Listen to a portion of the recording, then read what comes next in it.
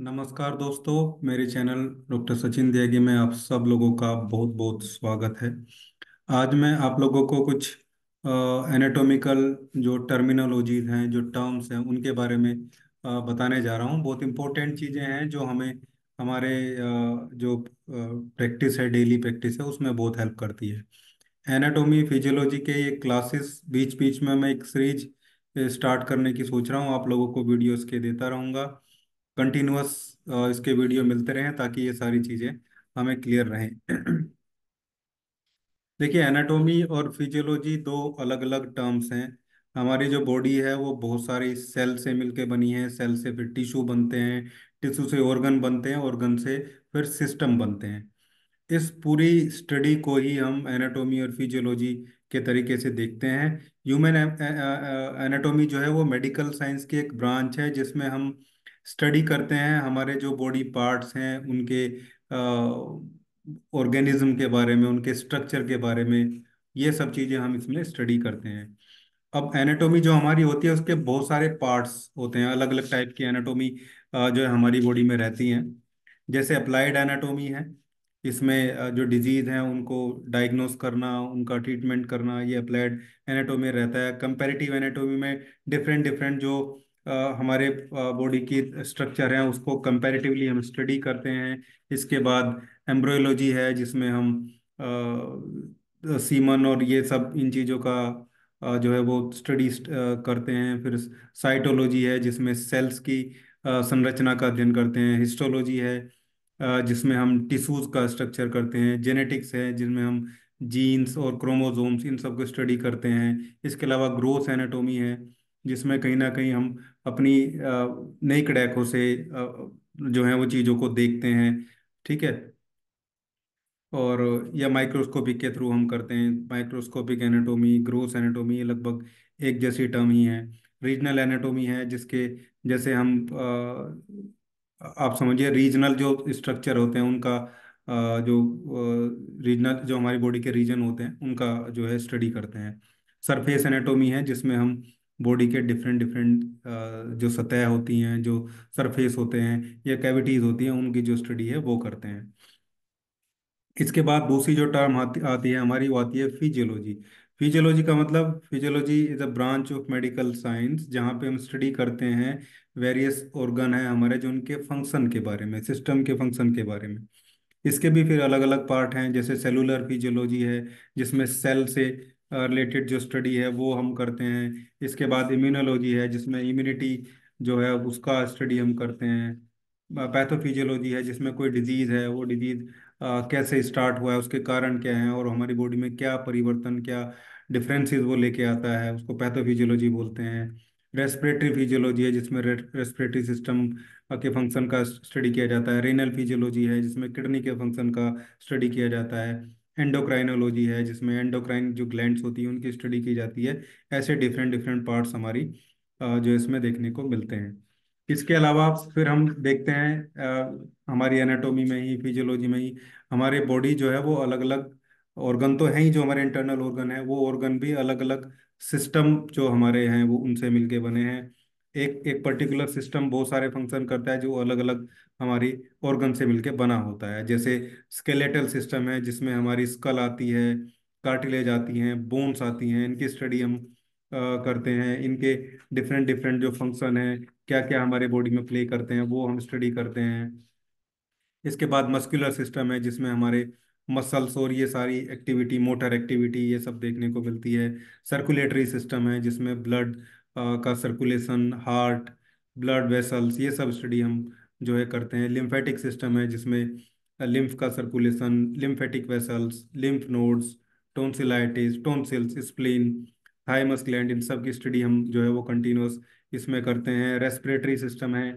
Respiratory system में हम upper lower respiratory tracts का, फेरिंग्स, लैरिंग्स, नेजल कैविटी, लंग्स हो गए हमारे, ट्रैकिया हो गई, नोज हो गया, ठीक है, इन सब की स्टडी हम करते हैं।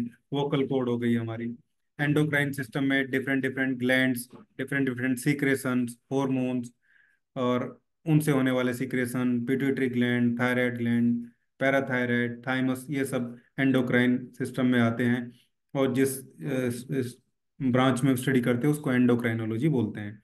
एक्सक्रेटरी सिस्टम में हम किडनी, उससे रिलेटेड ऑर्गन हो गए, यूरेटर, यूरेथ्रा, ब्लैडर, ठीक है ना, इसका स्टडी करते हैं। फंक्शन की स्टडी करते हैं। एसिड बेस बैलेंस जो बॉडी में होता है उसकी स्टडी करते हैं। रिप्रोडक्टिव सिस्टम है जो, उसमें हम हमारे रिप्रोडक्शन में जिस जो ऑर्गन है उनकी स्टडी करते हैं। Spermatozoa, testis, ovaries, uterus, fallopian tubes, इन सब की स्टडी जो है रिप्रोडक्टिव सिस्टम में आती है। मतलब रिप्रोडक्टिव सिस्टम एक्चुअली इन सब से मिलके बना होता है। मतलब ये सारी चीज़ें मैंने बताई, इनकी स्टडी करते हैं। और ये सब सारे ऑर्गन, ये सारी एक्टिविटी यहाँ हमें देखने को मिलती है। अब इन सबको अलग अलग, जैसे जब हम अब अलग अलग सिस्टम को देखते हैं तो हम सभी सिस्टम को अलग अलग तरीके से हम स्टडी भी करते हैं।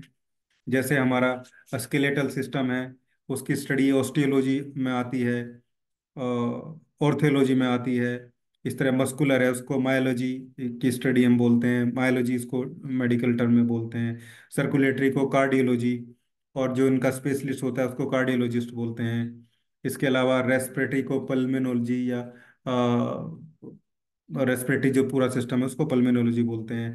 गैस्ट्रोएंट्रोलॉजी हमारी गैस्ट्रिक जो सिस्टम है, पाचन तंत्र है। इसके अलावा हमारा नर्वस सिस्टम है, न्यूरोलॉजिस्ट को बोलते हैं, स्पेशलिस्ट को न्यूरोलॉजिस्ट बोलते हैं। इसके अलावा एक्सक्रीटरी सिस्टम यूरोलॉजी के अंडर में आता है, जो स्टडी होती है यूरोलॉजिस्ट बोलते हैं उसके स्पेशलिस्ट को। एंडोक्राइनोलॉजी होती है जिसमें ग्लैंड्स का सिक्रेशन का हार्मोन काम करते हैं। इसके अलावा फिर रिप्रोडक्टिव सिस्टम होता है, वहाँ पे स्टडी करते हैं खासकर फीमेल, उसको हम गायनोकोलॉजी बोलते हैं। और गायनी या गायनोकोलॉजिस्ट हम उसमें जो स्टडी करता है जो सारी चीज़ें, उसको उस तरीके से हम स्टडी करते हैं। तो ये डिफरेंट डिफरेंट सिस्टम मैंने आप लोगों को बताए हैं। और सभी सिस्टम जो है उनको कैसे हम अलग अलग उसमें स्टडी करते हैं। अब और इम्पोर्टेंट आगे दूसरी इम्पोर्टेंट चीज़ों की तरफ हम चलते हैं। हमारी बॉडी जो है वो, उसको डिफरेंट डिफरेंट कैविटी में हम, ये तो सिस्टम हो गए, ऑर्गन हो गए, सिस्टम हो गए, कैविटी में भी जो है वो डिवाइड होते हैं हमारी बॉडी। और कैविटी में जो, एक्चुअली एक कैविटी एक लाइनिंग है, एक पूरा का पूरा पाउच है जिसमें रहने वाले ऑर्गन को वो कैविटी जो है सेफली वहाँ पे होल्ड करके रखती है। इसी तरीके से आप देख रहे हैं हमारी बॉडी में एक क्रेनियल कैविटी है जिसमें हमारा ब्रेन और दूसरे जो नर्व्स हैं वो वहाँ पे रहती है। डोर्सल साइड में आप इसको देख सकते हैं। एक्चुअली डोर्सल और वेंट्रल दो साइड हैं, बैक ऑफ द बॉडी को डोर्सल बोलते हैं, फ्रंट ऑफ द बॉडी को वेंट्रल बोलते हैं। ये इधर मैंने दी है साइड भी आपको, इस वाली साइड में आप देखेंगे यहाँ पे, ये देखिए। पहले यही बता देता हूँ आपको, हमारी बॉडी का जो ऊपर वाला पार्ट होता है उसको हम सुपीरियर पार्ट बोलते हैं, यानी कि टुवर्ड्स द हेड, हेड की तरफ जैसे हम चलते हैं उसको हम सुपीरियर पार्ट बोलते हैं। और नीचे की तरफ चलते हैं, मीडियल रीजन से, बीच वाले रीजन से नीचे की तरफ चलते हैं तो उसको हम इंफीरियर पार्ट बोलते हैं, ठीक है। इसके अलावा दो और इम्पोर्टेंट चीज़ें हमें इसमें देखने को मिलती हैं। एक मैंने जैसे आपको भी बताया, जो हमारा डोर्सल रीजन है, डोर्सल मतलब बैक ऑफ द बॉडी, जो हमारा पीछे का पार्ट होता है उन सबको हम डोर्सल रीजन जो है वो कहते हैं। लेकिन बड़ी चीज ये है कि इस पूरे रीजन में हमारे क्या क्या चीजें आती हैं, कैविटी भी है क्या। तो डोर्सल रीजन है बैक ऑफ द बॉडी, इसको पोस्टीरियर भी बोलते हैं। दूसरा फिर वेंट्रल रीजन है फ्रंट ऑफ द बॉडी, इसको वेंट्रल भी बोलते हैं, सॉरी, इसको एंटीरियर भी बोलते हैं। एंटीरियर मतलब ventral, front of the body. और पोस्टीरियर मतलब डोर्सल, मतलब बैक ऑफ द बॉडी। तो कुछ कैविटी बैक साइड में है, कुछ कैविटी फ्रंटल में, हालांकि फ्रंट में ज़्यादा कैविटीज हमें नजर आती हैं। तो ये रीजन मैंने डिवाइड किए। इसके अलावा ये अगर बॉडी को हम अपनी ऐसे क्रॉस करके सेक्शन में डिवाइड कर दें, तो यहाँ जो बीच वाला ये सेक्शन है जो हमारी बॉडी को ऐसे बीच में से डिवाइड करता है, इसको हम जो है मीडियल सेक्शन बोलते हैं या मीडियन बोलते हैं। तो जो मीडियल लाइन होती है उसके जो बाहर की तरफ जाते हैं उसको लेटरल रीजन बोलते हैं, ठीक है। इधर भी लेटरल होगा और इधर भी लेटरल होगा, मीडियल के दोनों दोनों तरफ जाएगा, यानी कि हमारे पैर का या हाथ का जो बाहरी हिस्सा है उसको हम जो है लेटरल पोर्शन बोलते हैं, लेटरल रीजन के नाम से उसको जानते हैं। मीडियल मतलब जो हमारा मीडियल प्लेन है उसके जो नियर की बॉडी है ये वाली, इसके जो नियर का हिस्सा होगा, यानी कि ये हमारी टांग के अंदर का हिस्से को भी हम medial medial plane, medial axis, इस तरीके से हम चीज़ों को डिफाइन करते हैं। इसके अलावा कुछ एक दो टर्म और है, जैसे सुपरफिशियल मतलब सबसे ऊपर की लेयर हो गया, सरफेस पे हो गया। और डीप या इंटरनल हो गया, जो बॉडी का सरफेस है उससे अंदर की चीजों को हम डीप बोलते हैं, अवे फ्रॉम द बॉडी के, उस तरीके से हम बोलते हैं। अब हम कैविटी पे आते हैं, जो हमारी कैविटीज हैं। अब देखिए डोर्सल में आपकी क्रेनियल, हमें हमें हमारी क्रेनियल कैविटी दिख रही है जिसमें हमारा माइंड ब्रेन है। स्पाइनल कैविटी है जिसमें स्पाइनल कोड है हमारी। अब हम आते हैं वेंट्रल, जो कैविटी है हमारी। वेंट्रल कैविटी में मतलब फ्रंट ऑफ द बॉडी जो कैविटी है उसमें थोरेसिक कैविटी है, और एब्डोमिनल कैविटी है, और पेल्विक कैविटी है। एब्डोमिनल पेल्विक कैविटी, ये पूरा एक हमारा रीजन होता है, पेट का रीजन, अपर या लोअर जिस तरीके से हम देखते हैं। स्पाइनल में स्पाइनल कोड है, और बाकी जो थोरेसिक कैविटी है उसमें हमारे लंग्स भी आते हैं, हार्ट भी उसी में आता है, और जो हमारी बोन है, ये सब चीज़ें, रिब कैक्स वगैरह ये सब इसी में आता है। ठीक है। और भी चीज़ें हैं, पेल्विक कैविटी है, इसमें प्यूबिक एरिया है अपना, और एक्सक्रीटरी सिस्टम है। एब्डोमिनल कैविटी में स्टमक, इंटेस्टाइन, मतलब ये तरीके से हमारा बॉडी को अलग अलग कैविटी में तो डिफाइन किया ही गया है। इसके अलावा जो ये लाइनिंग होती है ना हमारी शरीर के बाहर बाहर, आउटर लाइन होती है, ठीक है, ये भी सब अलग, दो अलग अलग टाइप की कैविटीज में हमारी जो है रहती हैं। सिलोमिक कैविटी है, ठीक है। तो वो सब चीज़ें हम उसमें देखते हैं। खैर ये मेन मेन चीज़ें मैंने आपको बताई, जिसका एक्चुअली हमें आइडिया और पता जो है वो बहुत अच्छे से होना चाहिए। ये आज की वीडियो में मैंने बताया है, एक छोटा सा इंट्रोडक्शन में अपनी रेमेडीज का बुक का, क्योंकि बहुत सारे क्वेश्चन इधर से आते हैं। देखो मेरे पास D3 है, D1 D2 भी अवेलेबल रहता है। बेस्ट रिजल्ट हैं, हमारे ग्रुप के मेंबर्स हैं जो क्लास करते हैं वो सब जानते ही हैं। बहुत महंगा हम नहीं देते, जो रीजनेबल प्राइस है वो सब रहता है। 30 ml D3 1400 रुपये का विद कोरियर चार्ज रहता है। 100 ml 3400 रुपये का विद कोरियर चार्ज रहता है।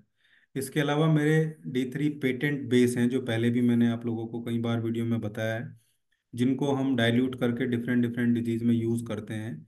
उनकी एक पूरी किट मैंने बनाई है जो डेली प्रैक्टिस में रिक्वायरमेंट रहती है। लगभग 42 पेटेंट हैं, वो 42 पेटेंट D3 बेस में ही हैं। 3500 रुपये की वो किट रहती है विद कोरियर चार्जेस। और ये D3 किट और ये पेटेंट किट अगर किसी के पास अवेलेबल है मेरी, तो वो मैक्सिमम रिजल्ट उसको हर चीज़ में, लगभग हर पेशेंट में उसको मिलते हैं। हमारे ग्रुप मेंबर और बाकी सब बहुत सारे लोग हैं जो इस बारे में जानते हैं। इसके अलावा बुक भी हैं हमारी। प्रैक्टिस ऑफ मेडिसिन बुक है, एक बेसिक वाली बुक है जिसमें बेसिक रेमेडीज हैं और फॉर्मुलेशन भी है, और वो बुक बहुत अच्छी है। फिलहाल आज मैं एक छोटा सा ऑफर उसके लिए दे रहा हूँ। वो बुक हमारी इंग्लिश हिंदी वर्जन दोनों में अवेलेबल है, जिसमें सभी प्लांट्स के बारे में बताया है, मेडिसिनल प्रॉपर्टीज, सभी 38 रेमेडी, बल्कि 60 रेमेडी हैं जो कंपाउंड रेमेडी है उनके बारे में बताया है, मेडिसिनल प्रॉपर्टीज, बेसिक जो है सभी रेमेडीज का। इसके अलावा डाइल्यूशन डोज ये सब उसमें बताया है। और उसके अलावा 200 से 250 डिजीज के फॉर्मुलेशन उसमें हमने ऐड किए हैं। ये बुक है सभी, मैं बोलता हूँ एक टेबल प्रैक्टिस बुक है, वो टेबल पे हमारी प्रैक्टिस टेबल पे होनी चाहिए, वो बहुत अच्छी चीज़ है। और ऑफर में ये है कि नॉर्मली तो हम उसको 1100 रुपये की दे रहे हैं, 1100 रुपये की। लेकिन अभी एक एक छोटा सा समझिए एक पार्ट में प्ले करना चाह रहा हूँ ताकि मैक्सिमम लोगों तक पहुँचे, नए लोग उससे जुड़ें। तो फिलहाल मैं उसको 900 रुपये की कर दे रहा हूँ। और कोशिश करेंगे कि 20 30 50 लोगों को मिल जाए, पहले 50 लोगों को। तो वो लगभग 200 रुपये का डिस्काउंट है उसमें, और बल्कि 300 का मान के चलिए आप डिस्काउंट। कोरियर सहित वो चीज़ें 1200 रुपये की पड़ती थी, यानी कि 1200 रुपये की चीज़ को हमने भी 900 रुपये का किया हुआ है। और कुछ दिन के लिए है ये है, बाकी मेडिसिन की रिक्वायरमेंट जिसको पड़ती है वो सब लें। आप लोग सपोर्ट करेंगे तो मैं भी आपके लिए अवेलेबल हमेशा रहूँगा। मेरे पास जो प्रोडक्ट हैं वो आपके पास जाते रहें, फ्रूटफुल हैं सब, 100% रिजल्ट ओरिएंटेड हैं, सब लोग जानते हैं ऑलरेडी। इतने साल से मैं सर्विस आपकी सेवा में तत्पर हूँ ही। तो बस यही था आज की वीडियो में। बाकी अगली वीडियो में मैं आप लोगों को सेल के बारे में बताऊंगा। मैं कोशिश करूंगा कि कंप्लीट एनाटॉमी फिजियोलॉजी आपको इस ग्रुप में मिले, फ्री ऑफ कॉस्ट जो है मिले। खैर, अब नेक्स्ट वीडियो में हम मिलते हैं।